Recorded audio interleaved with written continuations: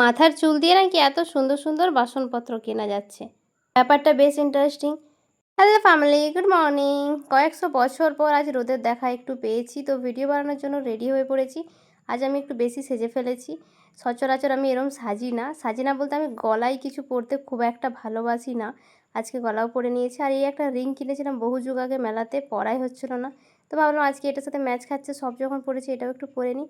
অবশ্যই জানিও কেমন লাগছে। আর এই কানেরটাও আমি নিয়েছিলাম মেলা থেকে, তো সেটাও পরে নিয়েছি। এই কানেরগুলো পরলে কানটা আমার বেশ পরিমাণে ব্যথা হয়ে যায়।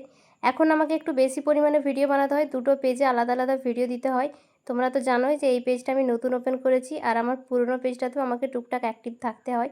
সাথে তো ইনস্টাগ্রাম, ইউটিউব রয়েইছে। যাই হোক, ভিডিও বানাতে বানাতে একটা কাকু এলো বাসন নিয়ে, তো মা আর মাসি চলে এসেছে এখানে বাসন কিনতে।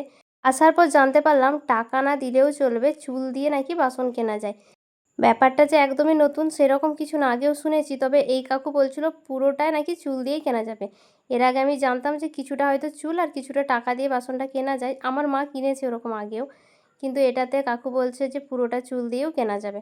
এই একটা বড় থালা কেনা আমাদের পছন্দ হয়েছে, এটা পুজোর ফল টল রাখার জন্য খুবই ভালো। আমাদের এরকম একটা বড় থালার ভীষণ প্রয়োজন ছিল। যখন আমাদের বাড়িতে কালী পুজো হয় তখন আমাদের অনেকগুলো ছোট ছোট বাসন লাগে, তো এরকম একটা বড় খুব প্রয়োজন। এই জন্য এটা কেনা হচ্ছে। এখন মা বা মাসি যে হোক একজন কিনবে, কেননা এক পিসি আছে, দুজনেরই পছন্দ হয়েছে। ওরা ওইদিকে কিনতে কিনতে এসে আমার ভিডিও বানানো হয়ে গেল। আর তারপর এই যে গলার হারটা আমি খুলে ফেলেছি। তোমরা আমাকে জানাও তো যে এখন ভালো লাগছে না আগের অবস্থায় ভালো লাগছিল। হাতে চুড়ি বা গলার হার এগুলো আমার খুব একটা ভালো লাগে না, খুব প্রয়োজন ছাড়া পরি না। আমার কাছে সাজ মানে একটা ফিটফাট ম্যাচিং করা ড্রেস হবে, একটা কানের, লিপস্টিক আর টিপ, ব্যাস এটাতেই আমি শান্তি। সাথে জুতো আর ব্যাগটা আমি সবসময় ম্যাচিং করে নিই। সে যাই হোক, এইদিকে আবার এলাম, এখন ওই থালাটা নিয়ে ঘাঁটাঘাঁটি চলছে, সাথে আরও কিছু কেনাকাটা এরা করে নিয়েছে। আমার মায়ের হাতে ওই যে একটা ঢাকনাওয়ালা কী একটা দেখা যাচ্ছে, ওটা নিয়েছে। আর এই বড় থালাটাও নেওয়া হয়েছে। বারবার রোদটা আপ ডাউন খাচ্ছে, সেই জন্য কেমন যেন একটা কোয়ালিটি হয়ে যাচ্ছে ভিডিওতে। সকাল থেকে রোদের সাথে সাথে বেশ পরিমাণে একটা গুমোট গরম আছে। এইভাবে ভিডিও বানাতে যে কী কষ্ট সে যারা করে তারাই জানে। বলতে বলতে একটু পরেই বৃষ্টি চলে এসছে একদম ঝমঝমিয়ে। মা ওইদিকে জল ধরছিল, বোতলগুলো ওখানেই রয়ে গেছে। প্রচুর পরিমাণে বৃষ্টি চলে এসেছে।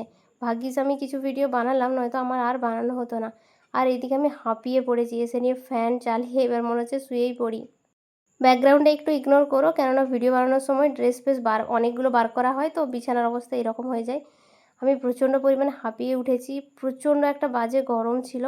বাড়িতে সবসময় ফ্যানের তলায় শুয়ে শুয়ে এত বাজে অভ্যেস হয়ে গেছে যে বাইরে বেশিক্ষণ গরমে থাকতে পারি না। হ্যাঁ, যখন প্রয়োজন পড়ে অবশ্যই থাকি, যখন যেরকম সেখানে তো সেরকম মানাতেই হবে।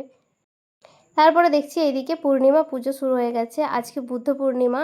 আর এমন বৃষ্টি হয়েছে যে ভালোভাবে বসে জেঠু পুজোই করতে পারছে না, একটা কিসের উপর যেন বসেছে। কিছুক্ষণ পর প্রসাদ চলে এসছে আমার হাতে, এখন তো খাবো না, এখন খেলে আমি আর একটা ভাতও খেতে পারবো না। ভাতটা খেয়ে নিয়েই এই লুচিটার উপর আমার নজর পড়েছে, তো আমি একটু পরে খাবো, একটু বিকেলের দিক করে। কাদের কাদের বাড়িতে আজকে পুজো হচ্ছে জানিও। এইদিকে অরুণ নিয়ে চলে এসেছি। না না, এর ভেতরে আইসক্রিম নেই, কি আছে সেটা তোমাদেরকে আমি দেখাচ্ছি। এত বড় হয়ে যাওয়ার পরও এরকম বাজে অভ্যেস কার কার মধ্যে আছে বলো। এটার মধ্যে আছে হরলিক্স, যেটা আমি আলাদা করে সাইড করে রেখেছিলাম। পুরো হরলিক্স আমার ভীষণ ভালো লাগে। যাই হোক, চলো আজকের ভিডিও এখানেই রাখি।